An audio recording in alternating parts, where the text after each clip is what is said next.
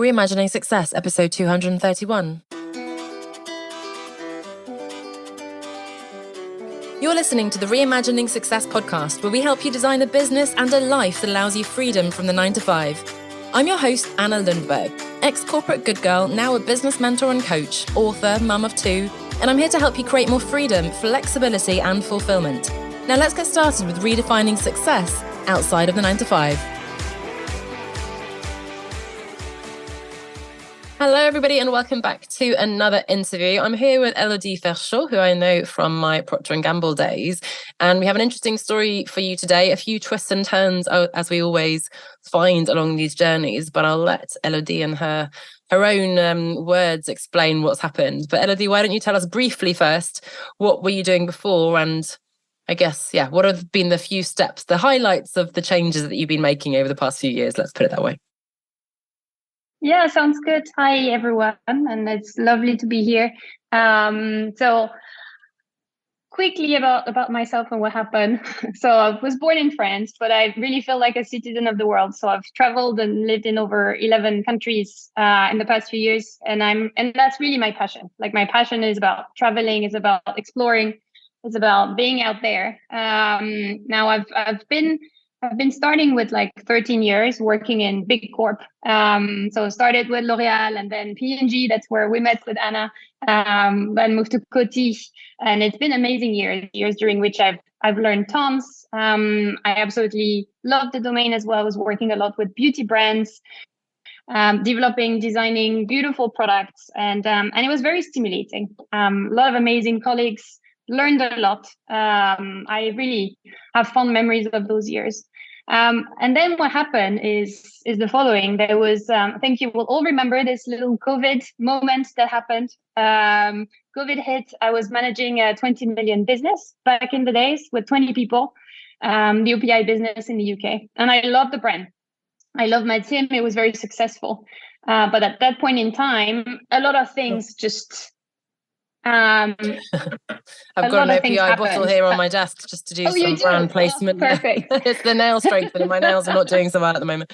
But so there was heavy work. There was also homeschooling. I think many of you will remember those lovely days in the UK where you had to homeschool for like 6 months of the year. I also had a tragic event in the family. And then suddenly I just paused and I was like, why am I doing all of this? Am I enjoying myself every day? Is it something that where I feel fulfilled? And I asked myself like a lot of the tough questions, and I decided that I didn't have any of the answers, but it definitely didn't feel right. And so I talked with my partner, and I decided to take a sabbatical. That was a big thing for me because I was like super hard working, and I didn't want to give up, and I wanted to keep on climbing, that conveyor belt. But I was like, no, like I really need to stop. I need to pause. And so I took a sabbatical. I have to say the first day was amazing. Like I could do so many things. And the first week was horrible. Suddenly I felt completely lost. I didn't know what to do. But eventually, like spending the time, I rediscovered myself, and eventually went to start my own company, Rebeauty, which was a big passion point for me for quite a few months. And it gave me the freedom. It gave me the freedom to work remotely, which was really powerful as a mother of 3 kids. And as I discovered that freedom of remote working, I decided to live for a few months in Portugal. We were in London back in the days, and we just needed to see something different. And for a long time, we had talked about this lifestyle of moving from one place to another every 3 months, which was impossible because we had 3 kids. So how would that be even possible? And that's when we joined a company called Boundless Life that made it like really easy for us to travel from one place to another. And after a few months working there, I discovered that there was just such an alignment in terms of values. I decided to pause my business. And decided to join Boundless Life, just simply because it felt absolutely right, and because I wanted to try something different and I didn't want to have any regret. So it's like the last 12 months have been absolutely crazy. So it's a little bit difficult to answer this question, but a lot has happened. And I'm happy to say that now, like I do feel like I've found my my ikigai. I don't know if you're familiar with this concept. We talk about it a lot on the podcast, absolutely. Ikigai. But as you said, I love that, as you said before we started recording, that it's really, you found something that's really at that magical place, right? The sweet spot between your passions, your values, the things you're good at, and so on, right? So I think that's very powerful, because interestingly, in a way, you've gone back to a full-time job, in fact, but as you said, it's fully remote and it's at the intersection of all those things that you love, and it works so flexibly around your family. So I think it's so important to realize that that success can take a different shape, right? It doesn't have to be that you're contracting or you're running your own business or whatever it is. It really can and should look however you want to. But I do remember you mentioned the 13 countries there, right? Because I remember you thinking differently even when I knew you. And I think you lived and in fact, I visited you guys in Japan and in Stockholm. You were in London. And I have a vague memory, but a strong one of you thinking about sort of the criteria for where you wanted to live. And at the time I was single, so my criteria were a bit more vague, but I thought it was such a good way of looking at things, because it can be so overwhelming. You can go anywhere, but you just need to think, okay, I don't know, weather, jobs, work, children, whatever it is, languages, and then you can kind of start filtering. And I loved that approach.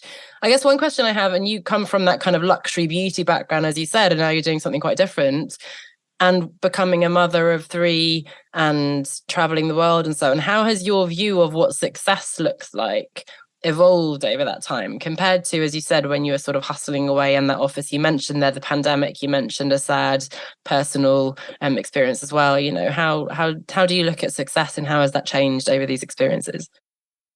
That's a great question. I think I was very much influenced in the past by an external vision of success. Like it had been already defined. Like I had learned from a very, very young age that, you know, moving up the ladder was going to be the definition of success, and I should work hard and I should prove myself. And by just, you know, moving from manager to director to vice president, that would be the definition of success. So very externally driven. I think what I learned over the past 12 months is to try to define what is my own definition of success. Like, what do I define as success? What does make me happy, but also fulfilled? And at the end of every day, feeling like I'm acting on something that makes sense for me, where I'm driving value. I think what I'm doing now, enabling more families to travel around the world easily with their kids.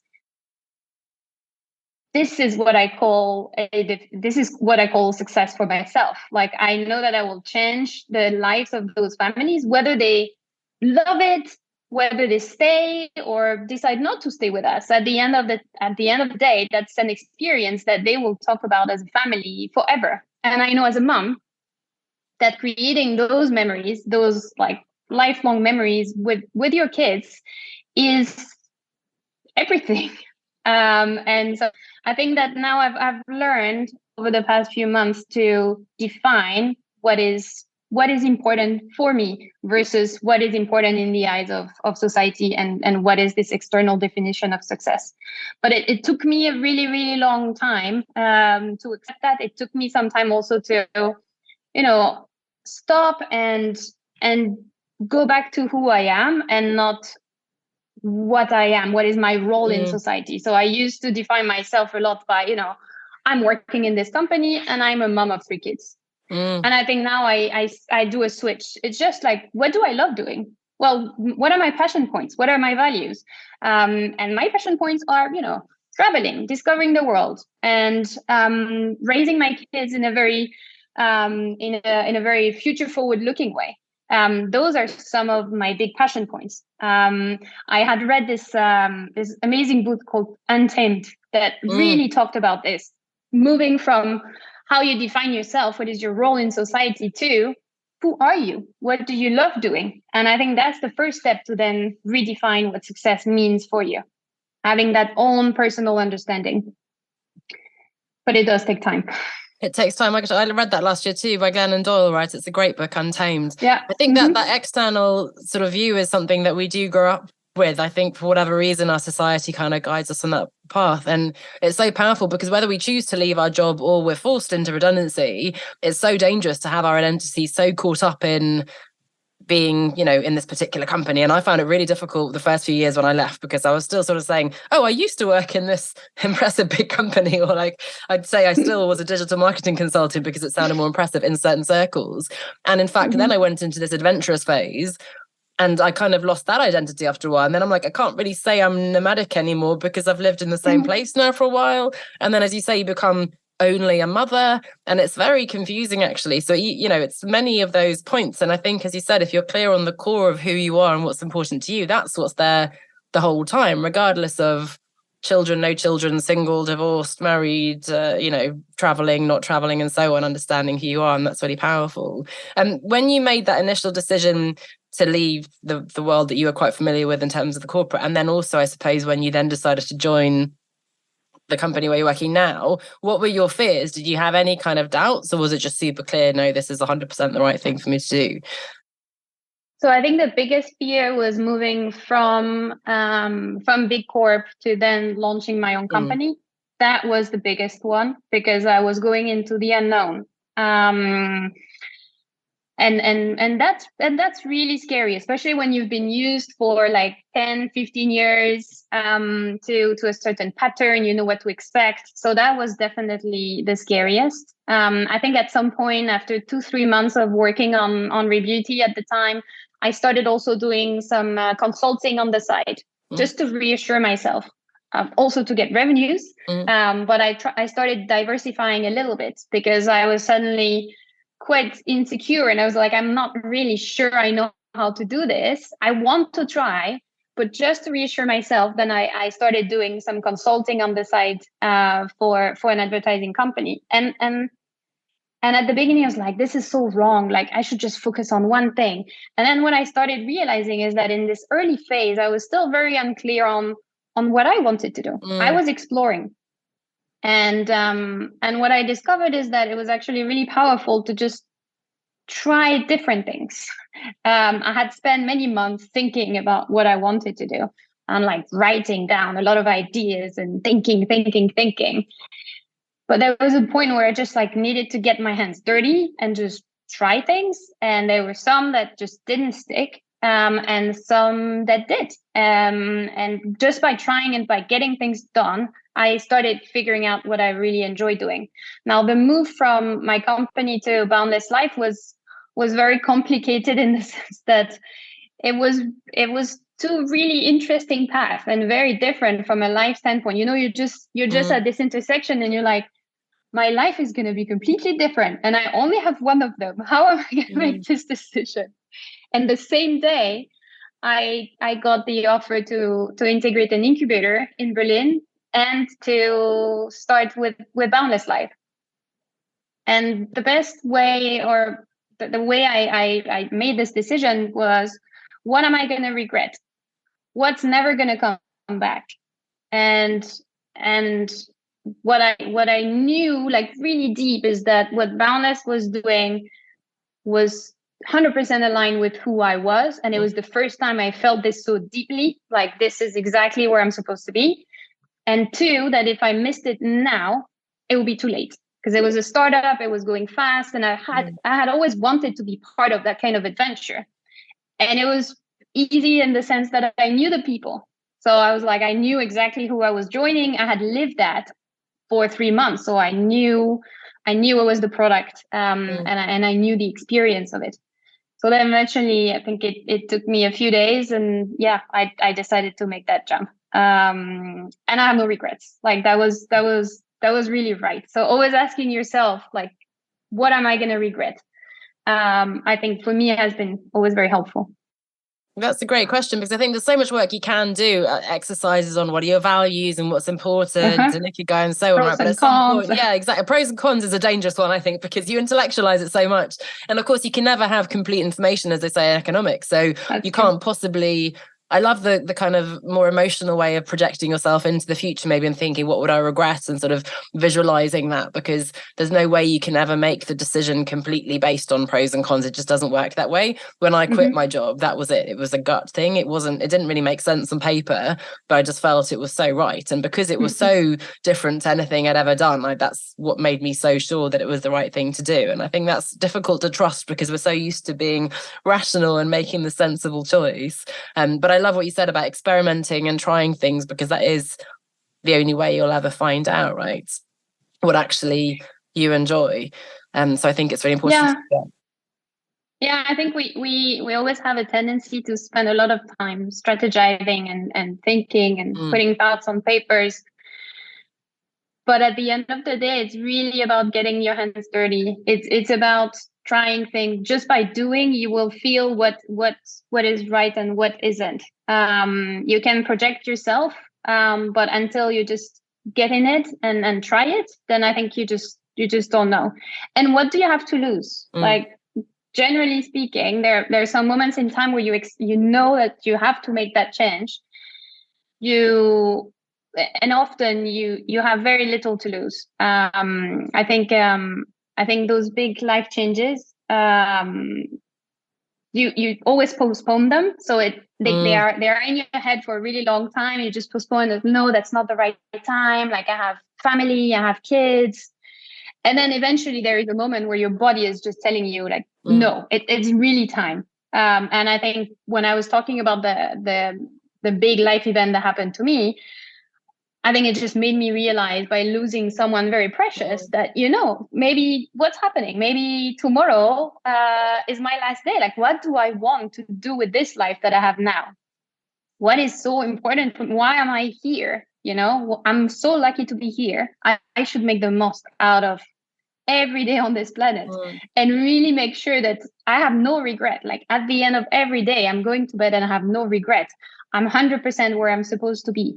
The tricky one is to find that place. And experimenting is the best way to figuring out.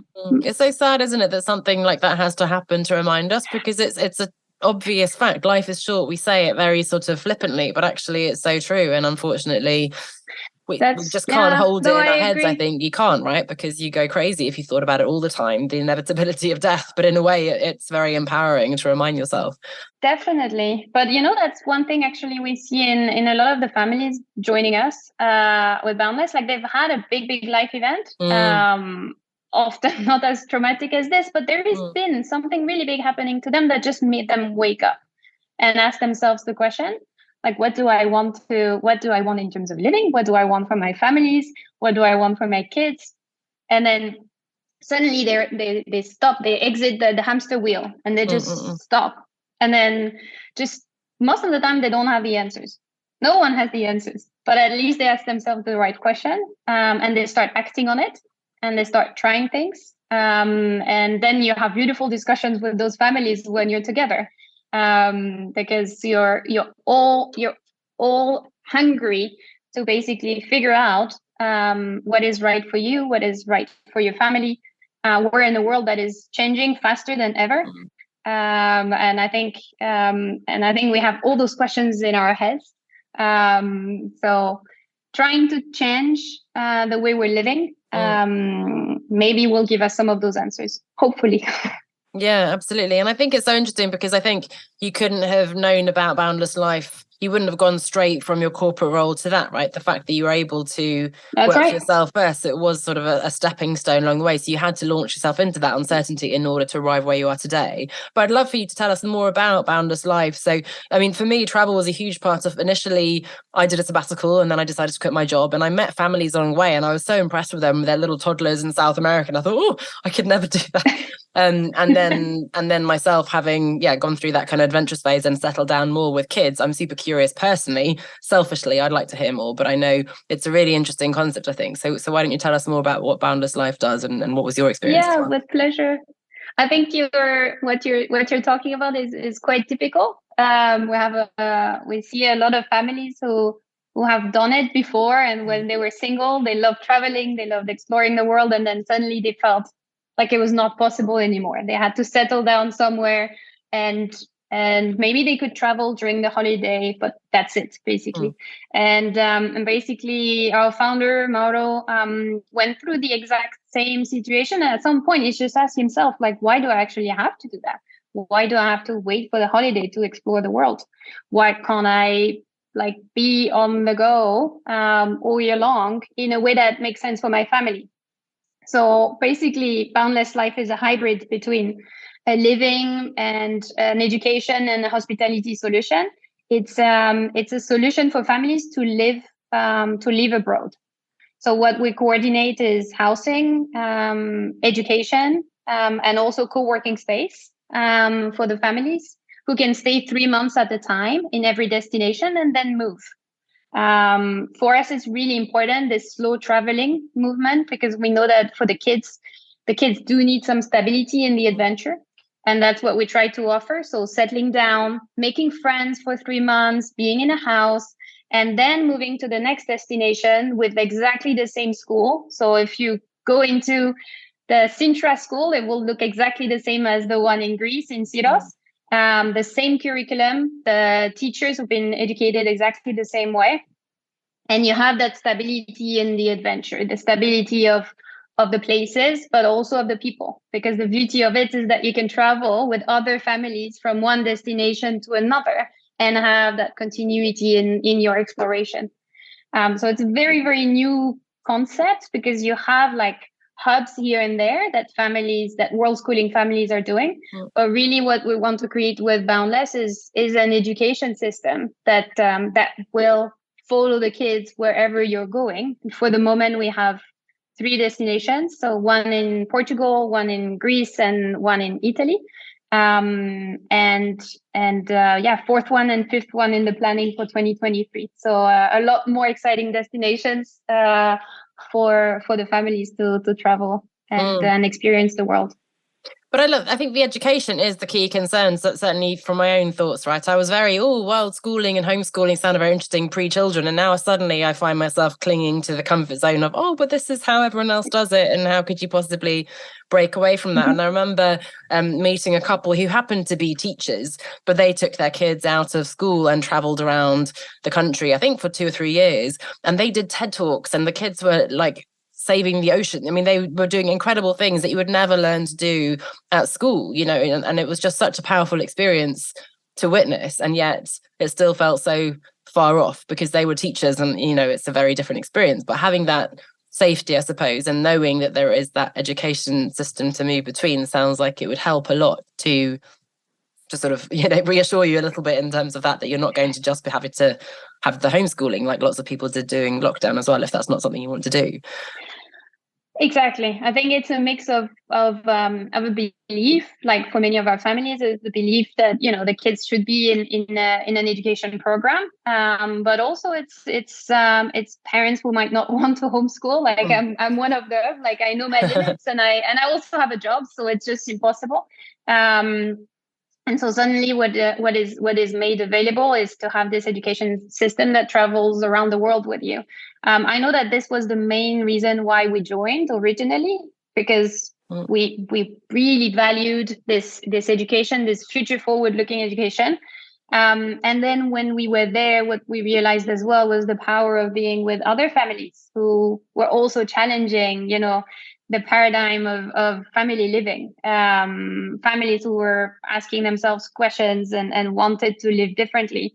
And so you also just meet really fun families. And very quickly you make very strong links, because it's a bit like when you were moving, during university years, and you would move to Canada for 2 months, and like you suddenly connected so well. Very similarly, everyone is outside of their comfort zone and everyone is ready to connect. So the kids together, the parents together suddenly create like really, really deep connections. And that's when I realized the power of I think in English you say it takes a village. And that's really how it felt. Like it takes a village to, raise the kids and raise your kids and bring them different influences. The influence from this other country, but also the influence of other parents. And suddenly they're really well surrounded in this adventure, and that's quite beautiful. That's quite beautiful to see. So I think that community, that's, my gosh, is so important. When I first left, I remember one of the first ever meetings I went to, it was some career coach, and I never remember what she talked about, who she was. What I do remember is that feeling of meeting other people who were in the same kind of corporate roles, who felt the same urge to do something else. And I think that's the powerful thing, right? Not feeling like, oh my gosh, I'm the only person in the world who feels this way. So I think that's really powerful. And I keep seeing you pop up on LinkedIn, enthusiastically supporting in the same kind of world of me, flexible careers and remote working and so on. How are you finding that? Are you sort of intentionally inserting yourself into these conversations? Are you becoming sort of aspiring to be, I suppose, a thought leader in this space? How are you seeing your role in terms of your personal brand and your thoughts on flexible remote working, families and so on? I think there are two angles to it. First of all, I'm discovering this space, and I'm fascinated by all the development in remote working. I'm experiencing it also firsthand as a working mom, and I find it just so powerful, to be able to go and see my daughter if she has a talent show at 2:30 p.m. and be there. Then having that flexibility to go to events, support them, but also like working, really hard for my business. So that flexibility as a working woman is really powerful, and I think will be one of the key elements to hopefully change of some of the unfairness there is still between men and women. So I'm really believing in the power of remote working for women. And then obviously, with Boundless, a lot of our families are remote working. And I think we're creating a lot of new ways of living for families. So we have a role also in sharing this and driving awareness for what is feasible. Because I think a lot of families have that dream and they think they're a bit crazy. Like when we talk to a lot of the Boundless families, they're like, I thought I was completely crazy. I was talking to my friends and they were like, are you nuts? Like, you can't do this. And then suddenly you help them to realize that, no, actually it's possible. The world is changing. And now we're able to work remotely. To be honest, the education system, the traditional education system has been designed for another society, and we don't need to work in plants anymore. What we need is creative kids that will be very agile, thinking about new ideas. We've seen all the development in the AI world this week, and everyone is talking about all those powerful tools that will come up. So how do we want to educate our kids for the future? What will they need in terms of skills? And I think that's also our role with Boundless to ask the questions and propose some solutions, which hopefully will help us to raise kids that are more ready for the future. Or at least that's the idea, that by being out there, open to other cultures, asking questions versus being told what to learn, developing projects together, learning through the United Nations goals, they will be more ready to build a better future. So yeah, I mean, that's at least the two angles when it comes to LinkedIn. But I think this future of work and future of education is just a fascinating space, as well as a mom and as a working mom.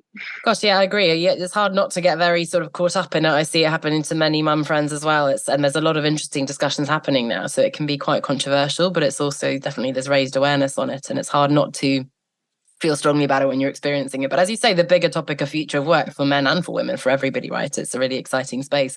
And the education, it makes me think of, I remember at school, you knew the answer, right, already. There was a right answer. And I really struggle with that then in life, because there is no right answer in life. And, at school, you sort of make the dots literally fit the curve, because you know that X and Y are supposed to sort of have this pattern, right? And you didn't get to sort of experiment or discover things for yourself. So it all makes a lot of sense intellectually. And I think it's really exciting. And you mentioned there picking up your daughter and sorry, go ahead. Yeah.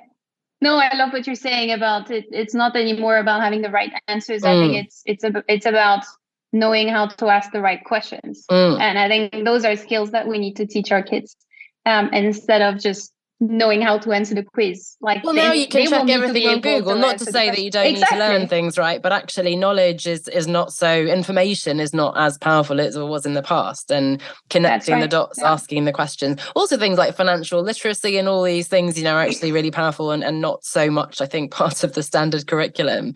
So that's definitely important. I was just going to ask, I guess, in terms of picking up your daughter and taking her to a talent show, whatever it is like that during the day. You're working full time, but it sounds super flexible. So can you just walk us through, sort of in practical terms, what does your work-life integration look like for you at the moment? Yeah, I think what will be interesting is the before and after. When I was in London, I just wasn't able to pick up my daughters. It was 3:30, like no one can finish at 2:30 and then commute for an hour and pick up the girls, right? So I needed support. Like the job just didn't enable me to pick up my daughters ever.